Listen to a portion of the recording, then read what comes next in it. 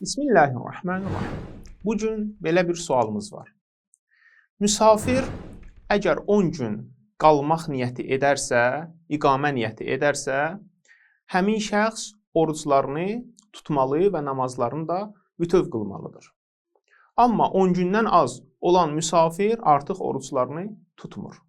Sual verən soruşur ki, mən 10 gün qalmaq niyyəti etdim. Sadəcə 9-cu gün və ya 8-ci gün tamamlamadan niyyətimi dəyişdim və oradan çıxmaq məcburiyyətində qaldım. İndi mən 8 gündür oruc tuturam, 9 gündür oruc tuturam. O oruclarım səhihdirmi? Cavab belədir. Bəli, əgər 10 gün qalmağa niyyətli olubsa mükəlləf və 10 gün tamamlanmamış həmin qaldığı yerdən ayrılarsa, əvvəlki günlərdə tutduğu oruclar səhihdir. Elhamdülillahi Rabbil alemin və sallallahu ala Muhammedin və alihi tahirin.